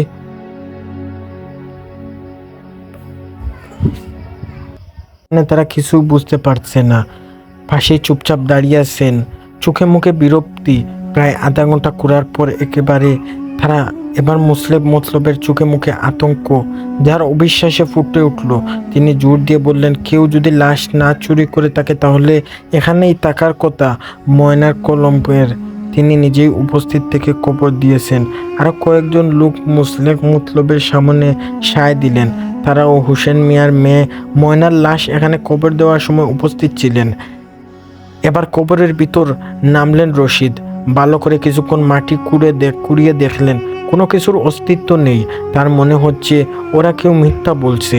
তাছাড়া ময়নার লাশ দাফন না করার কোনো যৌক্তিক কারণ নেই তাদের কাছে। তাহলে কবর দেওয়ার পর কে লাশটা চুরি করেছে? দূর, গোয়েন্দাদের মতন কিসব চিন্তা করছে সে একজন তান্ত্রিক। অতি প্রকৃতি কিছু আছে অবশ্যই সেখানে। ওইভাবে তাকে চিন্তা করতে হবে। একটা অনুমান করার চেষ্টা করলেন। এখান থেকে সেই অভিশপ্ত পুকুরের দূরত্ব কতটুকু? প্রায় 300 মিটার। পশ্চিমে তার দিকে কৌতূহলী হয়ে চেয়ে আছেন মুসলব আর মুখলেস। কিছু একটা শুনতে চায় তারা। কবরের ভিতরে মাটিতেই হাড়ুমুড়ু বসে পড়লেন। রশিদ কবরের চারপাশে মাটি দেওয়ার চোখ বুঝালেন। 5 ফুটের মতন কুড়া হয়েছে, লম্বায় 6 ফুট, পোস্তে 4 ফুটের কাছাকাছি। উত্তর দিয়েই দেওয়ালে একটা অংশে মাটি কেমন যেন ফাঁপা মনে হলো। আলগা রশিদ একটু ধাক্কা দিতেই কিছু মাটি নিচে পড়ে গেল। একটু পর হাত দিয়ে একটু জোরে ধাক্কা দিতেই একটু সুড়ঙ্গর মতন বেরিয়ে পড়ল। বিস্মিতভাবে সেই দিকে তাকিয়ে রইলেন রশিদ। এটা কি? কবরের ভিতরে সুড়ঙ্গ। এবার 2 হাত দিয়ে সুড়ঙ্গের মুখের সব মাটি নিয়ে নিজের দিকে তুলে আনতেই অন্ধকার একটা পথ বেরিয়ে এলো। বুকটা কেমন কেঁপে উঠল অদ্ভুত আশঙ্কার রশিদের। এটার পাশে কি অন্য কোনো কবর আছে? মুশলেক মতলবকে জিজ্ঞেস করলেও তিনি জানেন না ওইখানে আর কোনো কবর নেই। সুড়ঙ্গটাকে দেখে তিনি আবার অবাক হয়ে হইচই বেড়ে গেল। আশপাশে সবার মধ্যে ছড়িয়ে পড়লেন, ময়নার কবরে একটা সুড়ঙ্গ পাওয়া গেছে। সবাই এসে কবরটাকে চারিদিক থেকে গিয়ে উকিঝুঁকি মারতে লাগলো। রশিদের ভয় হলো কবরের ওপাশে চারপাশের মাটি না তার উপর গড়িয়ে পড়তে তাকে জ্যান্ত কবর দিয়ে দেয়। এই সুড়ঙ্গটা কিসের, কবে সৃষ্টি হলো? তবে কি সেই কোনো বুদ্ধিমান শিয়াল সুড়ঙ্গ করতে লাশ চুরি করে নিয়ে গেছিল? ময়নাকে কবর দেওয়ার কিছুদিনের মধ্যেই ওর লাশটা হয়তো সুড়ঙ্গ দিয়ে বের হয়ে পুকুরের পাশে নিয়ে গেছে খাওয়ার জন্য। তারপর পুকুরের পানিতে পড়ে যাওয়ায় ময়লা দেহ, আর সেই সূত্রই দেহ এবং ক্ষমতার লাভ থাকলে তাকে ময়না এবং নিজের শরীরটাকে আবারও নিয়ন্ত্রণে নিয়ে ফেলে। সেক্ষেত্রে সুড়ঙ্গের দুইম মুখটা আশেপাশেই থাকার কথা এবং কারো নজর পড়া কথা এমনিতেই, কিন্তু কেউ এই সম্পর্কে জানে না। এখন ওকে সুড়ঙ্গের ভিতর ঢুকতে হবে, দেখতে হবে এটা কত দূর গিয়েছে। বেশি দূর যাওয়ার কথা না, অবশ্য পুরোটাই অন্ধকার চেয়ে আছে। আবারও ভয় হলো রশিদের। 3 বছর আগে সুড়ঙ্গটা হলে হয়তো তার চাপ খেয়ে ওইখানে মাটি নিচে নেমে আসবে এবং সুড়ঙ্গের ভিতরে বন্দি হয়ে যাবে সে, বা মাটির চাপা পড়ে যাবে। কিন্তু তাছাড়া আর কোনো উপায় নেই। সুড়ঙ্গর দুইম মুখটা খুঁজে পেলেন ময়নার লাশের একটা হদিসও পাওয়া যাবে। কবরের উপরে এসে উঠে এলেন রশিদ। মুসলেক মতলবের জানালেন যে একটা দা আর টর্চলাইট নিয়ে আসার জন্য। তিনি সুড়ঙ্গে ঢুকতে চান। মুসলেব আব্রম আপত্তি জানালেন, বললেন সুড়ঙ্গ বারবার উপরে গর্ত করবেন, তারপর দেখবেন কোন দিকে গিয়েছে ওটা। রশিদ আবারও দ্বিমত প্রকাশ করলেন, সেক্ষেত্রে অনেক সময় লাগবে এবং সুড়ঙ্গের মুখ বন্ধ হয়ে যেতে পারে। তাছাড়া মাটি থেকে 5 ফুট নিচে প্রায় 2 ইঞ্চি চওড়া এবং 2 ফুট লম্বা সুড়ঙ্গ। চারপাশে মাটি শক্ত হওয়ার কথা, ভেঙে পড়ার সম্ভাবনা কম। ওইদিকে ছোটো দিক 6টা সূর্য এবং দিগন্তে মিলিয়ে যায়, 5টার বেশি বাজে, তাই সময় বেশি নষ্ট করা যাবে না। রশিদের সঙ্গে তর্ক করে কোনো লাভ নেই। এরই মধ্যে বুঝতে পেরেছে ওরা, তাই তেমন জোগালো আপত্তি তুলতে পারবে না। প্রতান্ত সুড়ঙ্গ না থাকলেও সাপ বেজির থাকতে তো নিষেধ নেই, তাই দাস সঙ্গে নেওয়া এবং সামনের মাটি কাটতে কাজে লাগবে। টর্চের আলো সুড়ঙ্গের ভিতর ফেললো। সমান্তরালভাবে অনেক দূর এগিয়ে গেল আলোর। সুড়ঙ্গর শেষ মাথা না দেখেই ঘাবড়ে গেল রশিদ। এত বড় সুড়ঙ্গ পথ কে করতে, তাও আবার একটা কবর দিয়ে। শেষ ভাগ শুরু হয়েছে সেটা। প্রথমে মাথাটা ঢুকিয়ে দিল সুড়ঙ্গের ভিতর, তারপর হামাগুড়ি দিয়ে সামনে এগাতে লাগলো। এত কম প্রস্ত যে মনে হচ্ছে চারিপাশের মাটি ওকে চেপে ধরেছে। এক হাত দা আর এক লাইট আস্তে টর্চলাইট নিয়ে চিপায় জায়গা দিয়ে হামাগুড়ি দিয়ে এগোতে গিয়ে অবস্থা কাহিল হতে যাচ্ছে রশিদের। যত গভীরে এগোচ্ছে তত অজানা আশঙ্কা চেপে ধরছে ওকে। গাড় ঘুরিয়ে পিছনে ডাকানোর মতন জায়গা নেই। পথ সামনে, গরমে ঘামছে রশিদ। যতই এগোচ্ছে সামনে শ্বাস নিতে কষ্ট হচ্ছে। অদ্ভুত বিষয়, সুড়ঙ্গের মুখের মতন পুরো সুড়ঙ্গটা এক আকৃতির, কোথাও চৌড়া বা চিপা নয়। যতই গভীরে যেতে লাগলো ততই মনে হলো এই সুড়ঙ্গ কোনো শিয়াল পক্ষে খোঁড়া সম্ভব নয়, কোনো মানুষ করেছে। কিন্তু কোন পদ্ধতিতে করেছে আর কোথায় থেকে কুড়া শুরু করেছে কেউ খুঁজছে। ঠিক যেন একটা মানুষ যাওয়ার আসার জন্য কুড়া হয়েছে এটি। নানা প্রশ্ন চিন্তা মনে খেলা করতে থাকে রশিদের। অন্তত 1 মিটার এগিয়ে সে। সুড়ঙ্গটার মাথা ওইখানেই শেষ, কিন্তু বের হওয়ার কোনো পথ নেই সামনে। আশ্চর্য, এর মানে কি? কোনো মুখ নেই। সুড়ঙ্গের একদম মাথায় চলে এলেন তিনি। মাটির দেওয়ালে প্রতিরূপ করে আছে। টর্চের আলো চারিদিকে ঘুরিয়ে মাটি পরীক্ষা করছে। যা খুঁজছে তা পেয়ে গেলেন। সেই কবরস্থানে সুড়ঙ্গের মুখের আলগা মাটি যেরকমই দেখে চিনতে পেরেছিলেন, সেই রকমই একটা অংশ চোখে পড়ল। পশ্চিম মুখে দায়ের কাঠের অংশ দিয়ে আঘাত করেই জোর করে মাটি সরে গিয়ে আরেকটা সুড়ঙ্গর আকৃতি মুখ বেরিয়ে পড়ল। সেদিকে টর্চ ধরেও দীর্ঘ একটা পথ চোখে পড়ল। সবচেয়ে বড় আশঙ্কা এখন ফিরে যাওয়া। সামনে হামাগুড়ি দিয়ে এই পর্যন্ত আসতেই অনেকটা সময় পেরিয়ে গেছে। হাডু কন্টু একটা চামড়া ছিঁড়ে গেছে। এখন যদি সে পৌঁছাতে থাকে তাহলে কষ্ট দ্বিগুণ হয়ে যাবে, সময়ও লাগবে বেশি।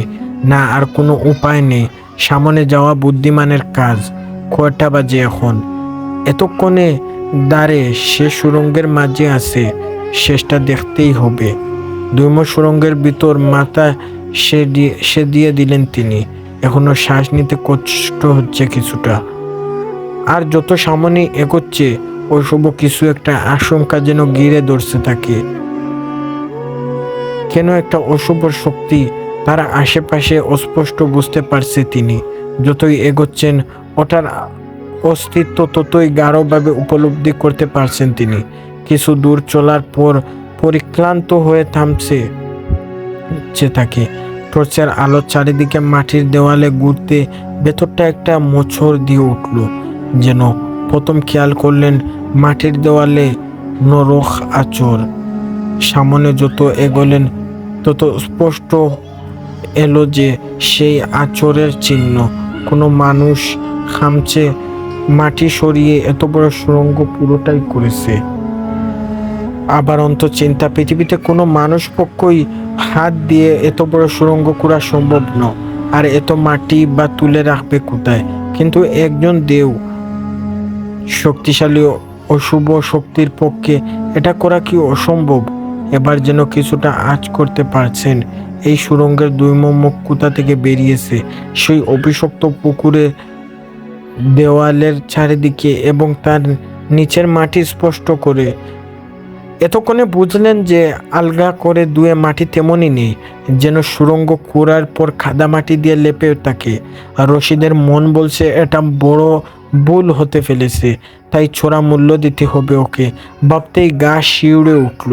এই কবর থেকে পুকুর পর্যন্ত ময়না তার মৃতদেহে প্রাণ সঞ্চার করে কেবল হাত ব্যবহার করে এই 3 বছরে মাটি খুঁড়তে পুকুরে পৌঁছালো পুরো ক্ষমতাই পাওয়ার জন্য। সে যেন যুবতী আর পুকুর প্রেমিক উম্মাদের মতন ছুটে চলছে। সে পুকুরের দিকে, পুকুর তার দিকে ভালোবাসার হাত পৌঁছে দিয়েছে। পানির চাপে অর্ধেক সুড়ঙ্গ যেন খুলে ময়নার দিকে এগিয়ে আসছে। সমগ্র আলগা মাটি পানির স্রোতে তার ভিতর নিলে ফেলছে। ভাবতেই শিউরে উঠে রশিদ।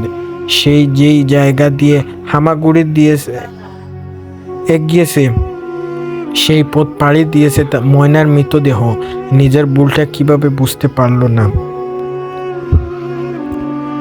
শুধু অনুমান করে দুপুরে পুকুরে গোসল করার পর থেকে এই পর্যন্ত যা কিছু করেছে পুরোটা একটা গুড়ের মধ্যে থেকে করেছে সে। অন্য কোনো একটা শক্তি যেন প্রভাবিত করতে এই পর্যন্ত নিয়ে এসেছে তাকে।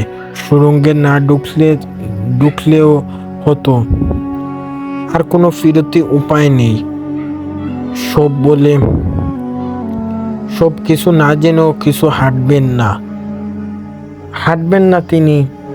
শেষ পর্যন্ত যাবেন এবং সামনের দিকে এগিয়ে যান রশিদ।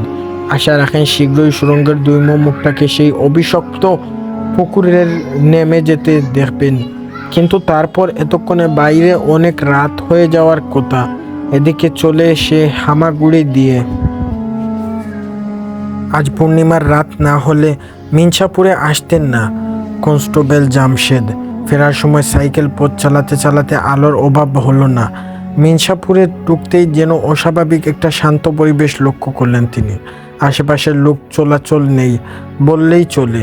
দোকানপাট সব বন্ধ। বিকেলের শেষ অংশে এসে উপস্থিত হয়েছিলেন। সাইকেল কোথাও না থামিয়ে চলে গেলেন মতলব বাড়ির দিকে। মতলব বাড়ির যত কাছাকাছি যাচ্ছেন লোকজনের উপস্থিতি তত বেশি লক্ষ্য করলেন তিনি। মতলব বাড়ির মানে পুকুরের পাশের এলাকা। তার মানে কি আরও কেউ মারা গেছে? কেমন একটা ভয়ের সঞ্চার হলো তার মনের ভিতরে। পথে কাউকেই কিছু জিজ্ঞেস করলেন না। মতলব বাড়ি না ঢুকেই লোকজনকে হুসেন মিয়ার বাড়ির দিক থেকে আসতে দেখে ওই দিকে গেলেন তিনি। হুসেন মিয়া বাড়িটা অনেক দিন ধরে পরিত্যক্ত। বাড়ির সামনে শুধু ময়নার কবর আছে। উঠানে সবাই বাইরে। সাইকেল থামিয়ে এত মানুষের ভিড় দেখে অবাক হলেন তিনি। হুসেন মিয়ার বাড়িতে অবাক আবার কি হলো? তাকে দেখতে আসেই গ্রামের অর্ধেক লোক তাকে ঘিরে ধরে এখানে কি হচ্ছে শোনাতে লাগলো। এত মানুষের কথার শব্দ এবং জগাত খিচুড়ি তৈরি করলো একসাথে। কিছুই বুঝতে পারলেন না তিনি।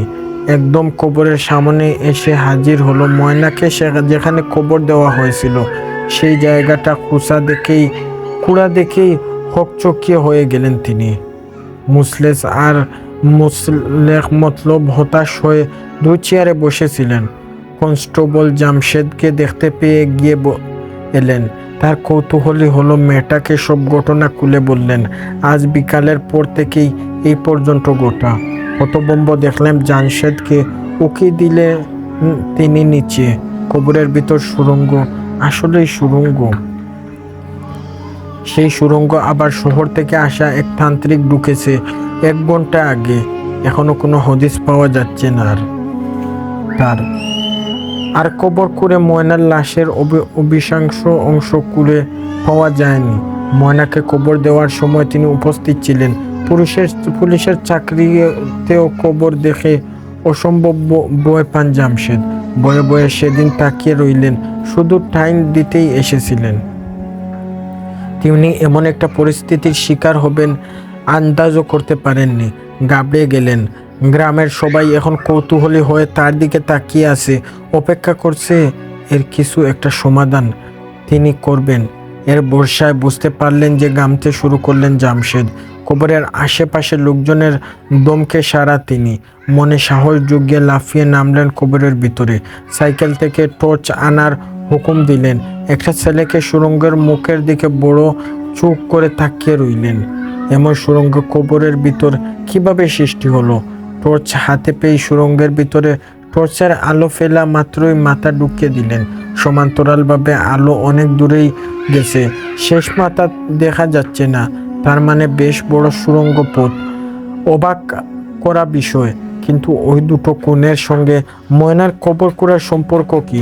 তান্ত্রিক বেটা পুকুর থেকে দেও না খেয়ে ময়নার কবর নিয়ে গেলেন, পড়লেন মাথায় ঢুকে না জামশেদ। আর মতলবী অনুমতি কেন দিলেন? ভেতরে কোনো বিপদ তাও পেতে থাকলে অবাক হওয়ার কিছুই নেই। তান্ত্রিক লোকটা এটার ভিতর দিয়ে ঢুকে মাথার উপর বেরিয়ে এলো। এতক্ষণে আবারও ওই হোসেন মিয়ার বাড়ির উঠানে অবশ্যই এসে তিনি যে সুস্থ আছেন এটা সুড়ঙ্গ কি দেখছে বলতেন। তার মানে লোকটা এটার ভিতরেই আটকা পড়েছে। সুড়ঙ্গটার মুখের উপর থেকে কবরের উপরের মাটি পর্যন্ত 3 ফুটের মতন উপরে, আর সুড়ঙ্গটার মুখ 2 ফুট লম্বা তার নিচে। এখন কোদাল দিয়ে উপর থেকে কুড়ে উত্তর দিয়ে যেতে হবে সুড়ঙ্গটা কত দূরে গিয়েছে বোঝার জন্য। আর কি উপায়? আরেকজন সুড়ঙ্গটার ভিতর তান্ত্রিকের খোঁজ করা মনে বিপদ আরো বাড়বে। সে যদি আটকে পড়ে কিসের সুড়ঙ্গ? এখানে ফোনের নেটওয়ার্ক ভালো না যে থানায় কল দিয়ে সাহায্য আনবে। সাইকেল চালিয়ে আবারও যেতে হবে ওকে। মুসলেস মতলব তার দিকেই চেয়ে আসেন উপর থেকে। তিনি কবরের ভিতর থেকে মুসলেবের মতলবকে বললেন, কয়েকজন মাটি কুড়ার লোক জোগাড় করেন, দেখি উপর তিতা কইরা কত দূর গেছে। মুখলেস মতলব জবাব দিল, সুড়ঙ্গটা বড় হলে পুরো করতে অনেক সময় লাগবে। তান্ত্রিক রশিদের কাছে পৌঁছানোর আগেই হয়তো অঘটন কিছু ঘটে যাবে। আরেকজনের সুড়ঙ্গের ভিতর ঢুকা যায় উচিত না, কিন্তু কে ঢুকবে?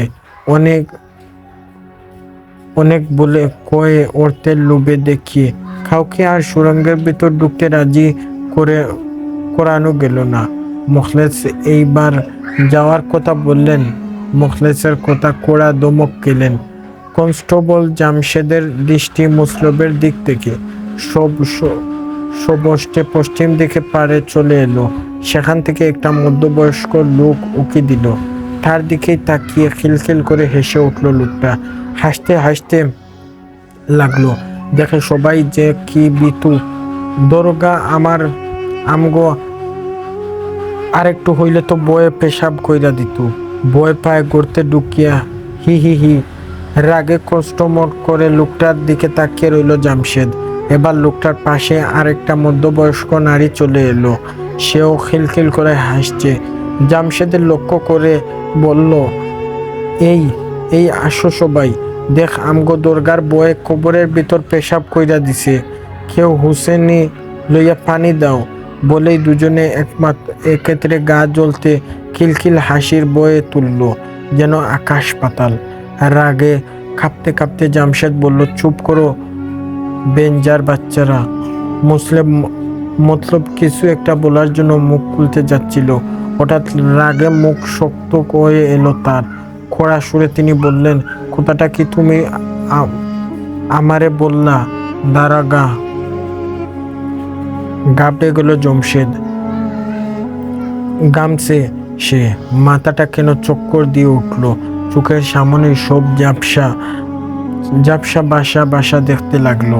মুসলেদ আর মুখলেস মতলব যেন বিপ্রন্ত মাখা হাসি দিয়ে তার দিকে তাকিয়ে আছে। কবরের ভিতর থাকা উঠানের সব মানুষের মুখ তার চোখের সামনে ঝাপসা কাপসা ভেসে উঠল।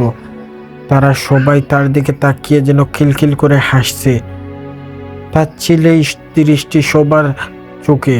একটা ছোট্ট ছেলে বলে, উপরে বিতু পুলিশ। এরই মধ্যে পশ্চিম দিকের লোকটা দূরে সরে গেছে। কবরের মাটি বসে পড়লেন জামশেদ। নারী আর পুরুষ দুজনকে খুব চেনা লাগছিল জামশেদের, কিন্তু স্পষ্ট তাদের পরিচয় মনে করতে পারল না। অবশ্য গ্রামের অনেক মুখই তার সাধারণ চেনা, এমনভাবে জীবনের কখনো সিদ্ধান্ত নেয়নি তিনি। মনে মনে প্রতিজ্ঞা করলেন তিনি বিতু না, এটা আজ প্রমাণ করেই ছাড়বে। ঢুকবেন সুড়ঙ্গে, দেখবেন এর শেষ কোথায়। মুখলেসের দিকে একবার তাকালেন, বললেন, থানায় যান, খবর দিবেন ওইখানে পরিস্থিতি সম্পর্কে দ্রুত। আর সময় নষ্ট না করে বড় করে শ্বাস টেনে হাড়ু মুড়ে বসলেন। কবরের সুড়ঙ্গ মুখে মাথা ঢুকিয়ে দিলেন সুড়ঙ্গের ভিতর। এক হাতে টর্চ নিয়ে হামাগুড়ি দিয়ে এগিয়ে এলেন সামনের দিকে। উত্তেজনায় সারা শরীর কাঁপছে। সূর্য ডুবে গেছে। অনেকক্ষণ আগে এর ভিতর ঢুকায় কি ঠিক হলো? তান্ত্রিকের মতন সেও যদি আটকে যায়। সময়ের হিসাব নেই রশিদের। তিনি হামাগুড়ি দিয়ে সামনেই যাচ্ছিলেন। কয় ঘন্টা হলো এলো। বাইরের সবার দুশ্চিন্তা করার কথা। শ্বাস নিয়ে কষ্ট হচ্ছে, আবেগ চাইতে বেশি। দম বন্ধ করার পরিস্থিতি। টর্চের আলো শেষের পথে। তার মনে হচ্ছে তার সব পেছানো কোনো একটা কিছু রয়েছে, কিন্তু তিনি গাড় ঘুরাতে অক্ষম। তবুও হামাগুড়ি দিয়ে হাঁটু কয়ে নিছিল। বিরতি নিয়ে এগিয়ে চললেন তিনি। অবশেষে এই সুড়ঙ্গটা শেষে পৌঁছালো রশিদ। এবার সুড়ঙ্গের তিনটিও মুখটা দেখতে পেল। এটা কোনো দেওয়ালের না, মাটির নিচের দিকে একটা গর্ত, দৈর্ঘ্য প্রস্থ এবং তুলনামূলকভাবে বড়। টর্চের আলো ফেলতেই বুকটা দপ করে উঠল। নিচে অস্বস্ত পানি, মানে তার ধারণাটাই ঠিক। কবর থেকে সুড়ঙ্গটা এসে মিশেছে অভিশপ্ত পুকুরে। অলৌকিক এই শক্তি এই মৃত লাশকে পুকুরে পৌঁছে দিয়েছে। মাটির নিচে দিয়ে এত বড় সুড়ঙ্গ পথ খুঁড়ে পূর্ণতা দান করেছে এক আশরিরি আত্মার সঙ্গে। তার শরীরের পূর্ণ মিলন ঘটিয়েছে। ময়না হয়ে উঠছে, তাও ভয়ঙ্কর দেহ, যে কিনা তার মতো এক তান্ত্রিককে প্রভাবিত করে কবর খুঁড়তে এই সুড়ঙ্গ পথ আবিষ্কার করেছিল, এ পর্যন্ত নিয়ে এসেছে। তার পিছনে কি পরিকল্পনা আছে ময়নার? সে টর্চ সহ দুই হাতের সাথে মাথা ঢুকিয়ে দিল গর্তের ভিতরে। তারপর পায়ের উপর একটা বড় সরিয়ে শরীরের উপর বড় মাথা দিয়েই চাপতে পুরো শরীর ঢুকে গেল গর্তে। কয়েক সেকেন্ড সময় লাগলো। জাপ করে শব্দ হলো, কিন্তু পুকুরের গভীরে ডুবে গেলেন। পানির নিচে কিছু দূর উল্টে দিকে সাঁতার কেটে এলেন। হাতের টর্চ এরই মধ্যে বেত হয়ে গেলে ওটা ফেলে ধীরে ধীরে ভেসে উঠলেন পুকুরের উপর দিকে। পুকুরের উপরে মাথা তুলতেই দেখলেন পুকুরের শেষ মাথায় ভেসে আছেন তিনি। ফকফসে চাঁদের আলোয় চারপাশে প্রকৃতির সব কিছু স্পষ্ট দেখতে পাচ্ছেন। বুক উঠানামা করছে, দ্রুত শ্বাস নেওয়া। প্রথমে ঝাপসার মতন দেখলেন তাকে রশিদ। পুকুরের অপর পারে পানির হাড়ু ডুবিয়ে বসে আছে একটা নিরামূর্তি। তিনি আশ্বানের মতন বাসতে পুকুরের মতো চলে এলেন। পুকুরের সামনে থাকা মূর্তিটা স্পষ্ট দেখতে পেলেন। এবার রশিদ একটা কিশোরী মেয়েকে সেলোয়ার কামিজ পরা, এই তো ময়না। প্রথমবার দেখতে চিনে ফেললেন তিনি। এর মুখোমুখি হওয়ার জন্যই এত কিছু করেননি, কিন্তু মেয়েটাকে দেখে মুখ দিয়ে একটা শব্দও বের করতে পারছেন না। শরীর গুলিয়ে উঠছে, পেটের ভিতর কিছু একটা মুড়মুড়াচ্ছে, বমি হচ্ছে, বেরিয়ে আসতে চাইছে। সুড়ঙ্গের ভেতর শ্বাসকষ্ট, তারপর জব করে পুকুরে নামতেই নাক মুখ দিয়েই ঢুকে গেছে। হঠাৎ পুকুরের উপরে উঠে দ্রুত শ্বাস নিচ্ছেন, হাঁটু কোয় সহ শরীরের নানা অংশে জ্বালা করছে। তার উপর সামনে ময়নাকে ওইভাবে পা ডুবিয়ে বসে থাকতে দেখে পুরো শরীর অবশ হয়ে অরিষ্ট হয়ে এলো। সাঁতরে অল্প একটু সামনে যাওয়ার শক্তি নেই, মা কুলাচ্ছে বেঁচে থাকার শক্তিকে, বিস্তৃত শক্তিকে। শুধু ময়নার দিকে তাকিয়ে রইল। ময়না কি বলবে? ময়না এক মনে পুকুরের পানির দিকে চেয়েছিল। এবার উঠে ধীরে ধীরে পুকুরের পানি নেমে এলো, পানিতে ভেসে এলো রশিদের দিকে। শ্বাস নিতেই ভুলে গেল রশিদ। তার হাত পায়ে সবকিছু অবশ, চোখ দিয়ে এখন সবকিছু ঝাপসা দেখছে, বেঁচে থাকার শক্তি নেই। ধীরে ধীরে পানির নিচে তলিয়ে যাচ্ছে। জানেন মৃত্যু অনিবার্য, আশেপাশে কেউ নেই সাহায্য করার মতন। পুকুরে পানির আরো নিচে তলিয়ে যাচ্ছে রশিদ। চোখ প্রায় লুগে এসেছে, নাক মুখ দিয়ে সামনে পানি ঢুকছে। হালকা জ্ঞান আমাকে এখানো। হঠাৎ তিনি অনুভব করলেন পায়ে একটা হাতের স্পর্শ পানির নিচ থেকেই টেনে নিয়ে যাচ্ছে, না ঠেলে তুলছে উপরে। পানির আবার বেশি উঠছে উপরে, কাশতে কাশতে পানি বের করছে কিছুটা ফুসফুস থেকে। মিটমিটি করে তাকাচ্ছে চারিদিকে। জুপ আর পানি ছাড়া যুগান্তর পরিষ্কার আলোয় কিছুই আর নেই। পরিবেশ এত নিশ্চিন্ত, নাকি তার কান বন্ধ হয়ে গেছে জানেন না। পায়ের সেই শীতল স্পর্শ এবং কোমরে পেলেন। তাকে ঠেলে কিনারের দিকে নিয়ে যাওয়া হচ্ছে। পুকুরের একদম পাড়ে এসে পাড়ার পর জোয়ালেন একটা ধাক্কা খেলে বাঙ্গার উপর হলো। পড়লেন তিনি, নিশ্চিত মৃত্যুর হাত থেকে রক্ষা। কোনোভাবেই গাড় ঘুরিয়ে পুকুরের দিকে তাকিয়ে পুকুরের পানির একটা কিশোরী মেয়ে ভেসে উঠল। ময়না জল চোখে রশিদের দিকে তাকিয়ে আছে। ওই চোখে হিংস্রতার আছে, কিন্তু রশিদের মুখে নাই। ওই মেয়েটার ভয়ঙ্কর লাগছে না? তার দ্বারে কাছে কি বলবে? কি মায়া পড়া মুখ। ধীরে ধীরে ডুবে গেল মেয়েটার পানির দিকে। 15 মিনিট বাঙ্গা ওইভাবে পড়ে উঠল রশিদ। নাড়ার সামান্য শক্তিও পেল না। ধীরে ধীরে শরীরটা কিছুটা আরাম পাচ্ছে। উঠে দাঁড়ালো, টলতে রওনা হলো হোসেন মিয়ার বাড়ির দিকে। ওইখানে এতক্ষণে হয়তো দুশ্চিন্তায় পড়ে গিয়েছে সবাই। আরও একটা ভয়ঙ্কর কিছুর আশঙ্কা তাকালে গিয়ে খাচ্ছে।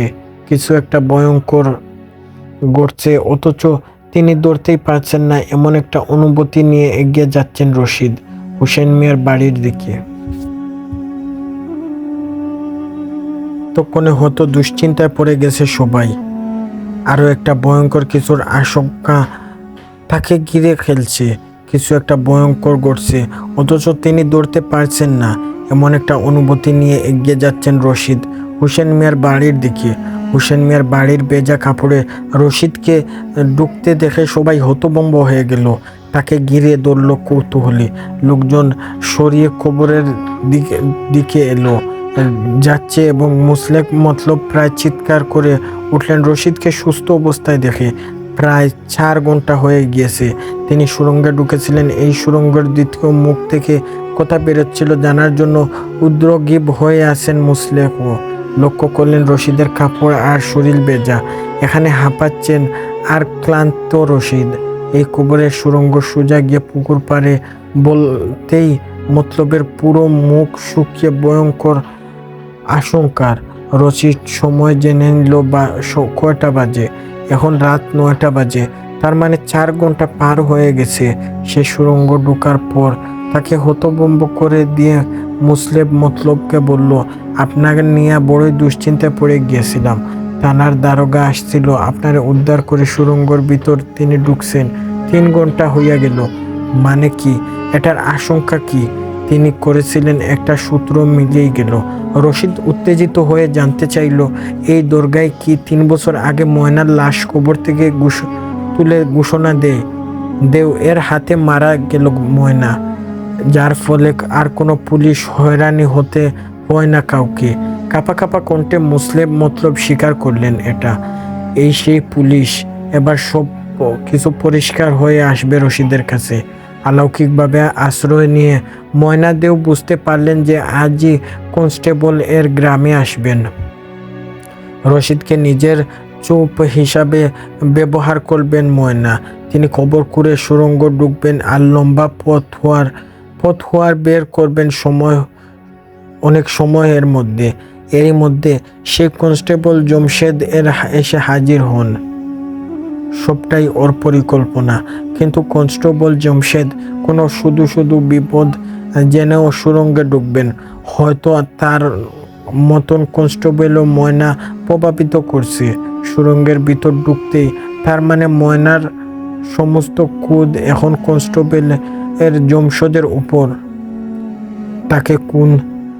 তাকে কোন বাঁচাতেই। কিন্তু কনস্টেবল জমশেদ কোনো শুধু বিপদ জেনেও সুড়ঙ্গে ঢুকবেন। হয়তো তার মতন কনস্টেবলের ময়না প্রভাবিত করছে সুড়ঙ্গের ভিতর ঢুকতে। তার মানে ময়নার সমস্ত কুদ এখন কনস্টেবল জমশেদের উপর। তাকে খুন না করা থামবে না সে। এখন জমশেদের বাঁচানোর আর কি কোনো উপায় আছে? নিজের উপর খুব রাগ হলো জমশেদের। সে একজন তান্ত্রিক হয়ে কি করে একটা অশুভ শক্তির পরিকল্পনায় ফেসে গেল। তার মানে ব্যর্থ তান্ত্রিক এই জগতের আর দুটি নেই, তাই পেশার তার জন্য নয়। এখন কি করবে রশিদ? আবার সুড়ঙ্গে ঢুকবে জমশেদের রক্ষা করতে? না, অনেক সময় লাগবে জমশেদের কাছে পৌঁছাতে, আর আগেই সব শেষ হয়ে যাবে। উল্টো পথে গেলে পুকুরে যাবেই তিনি। সে পথ দিয়ে ওইদিকে সুড়ঙ্গের ভিতর জমশেদে বুঝতে পারলেন যে ভয়ঙ্কর দুটি ভুল করে সে ফেলেছে। প্রথমত, পাগলামি করে সুড়ঙ্গে ঢোকা উচিত হয়নি। আর দ্বিতীয়ত, প্রথম সুড়ঙ্গ শেষ হওয়ার পর পশ্চিম দিকে দেওয়ালে আরেকটা সুড়ঙ্গের মুখ থেকে ফিরে না এসে আবার সেই দ্বিতীয় সুড়ঙ্গে ঢুকে পড়াটা উচিত হয়নি তার। সময়টা খারাপ আজ কে বলতে পারে। এখন আরও 4 থেকে 5টা সুড়ঙ্গ মুখ হয়তো আছে সামনে। যেতে যেতে একটা গলা কাটা আটকে পড়লেন তিনি। দুশ্চিন্তা, ভয়, আতঙ্ক গিলে খাচ্ছেন তাকে। বুঝতেই পারলেন সামনে এগানো থেকেই পিছিয়ে যাওয়া এখন বহুগুণ কষ্ট হবে। তাই সামনে যাওয়াই ভালো।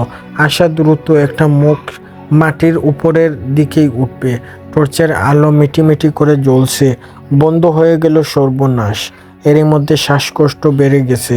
বিরক্তিকর নিয়ে এগাতেই দম বন্ধ হয়ে আসছে। তার মানে এতক্ষণ বিচার মানুষ কি করে এখন একটা গর্তের মধ্যে ঢুকে কাজ করলো? মূলত রেগেই এই সুড়ঙ্গ ঢুকছিলেন তিনি। রাগ সৃষ্টি করছিলেন সেই দুজনই পুরুষ আর নারী, যারা কবরের পশ্চিম পাশে দাঁড়িয়ে তাকে ব্যঙ্গ করে খেপিয়ে তুলেছিল। অনেকটা পথ এগানোর পর জমশেদের মনে হলো পুরোটাই একটা ঘুষ ছিল তার। সেই দুজন নারী মুসলেশ আর মুসলেশ মতলবের বিপ্লব বোরা হাসি উঠলেন লোকদের বোরা দৃষ্টিতে। সবটাই তার কল্পনা ছিল। এমনটা আসলে বাস্তবে হওয়া কথা হবে না। তবে কিছু অসহ্যতা করে তাকে কবরে এত বেতন নিয়ে এলো, তাও আবার ময়নার কবর থেকে। 3 বছর আগে ময়নার মৃতদেহের সাথে কি অন্যায় করেছিলেন তিনি, তা মনে হতেই পুরো শরীর কেঁপে উঠল। এবার যেন হালকা করে পশ্চিম পাড়ে দাঁড়িয়ে থাকতে দেখা সেই নরনারীর দুজনকে চিনতে পারলেন তিনি। পুরো শরীর কাঁপুনি দিয়ে উঠল। ওরা দুজনই ময়নার বাপ মা ছিল। তাকে খেপিয়ে সুড়ঙ্গে পাঠিয়েছিলেন না তা কি করে হয়? এবছর আগে জমি বিক্রি করে গ্রাম ছেড়ে চলে গিয়েছিলেন তারা। অন্য থানায় আড্ডাতে হলেও তিনি খবর পেয়েছিলেন রেল লাইনে গলাকাটা অবস্থায় লাশ পাওয়া যায়। ওদের ধারণা কারার আত্মা সেখানে রয়েছে। তারা কিন্তু সেখানে জানে না যে এটা কার রয়েছে। তো বন্ধুরা, এই ছিল আজকের এপিসোড। যদি আপনার কাছে ভালো লাগে, আমার এপিসোডটি সম্পূর্ণ শোনার জন্য আপনাকে অসংখ্য ধন্যবাদ। তো যদি আজকের এপিসোডটি ভালো লাগে তাহলে লাইক, কমেন্ট, শেয়ার এবং সাবস্ক্রাইব করতে ভুলবেন না। প্রতিদিন কিছুদিন পর এরকম ভৌতিক গল্প এবং ঘটনাগুলো পেতে সবার আগে চোখ রাখুন আমার চ্যানেলে।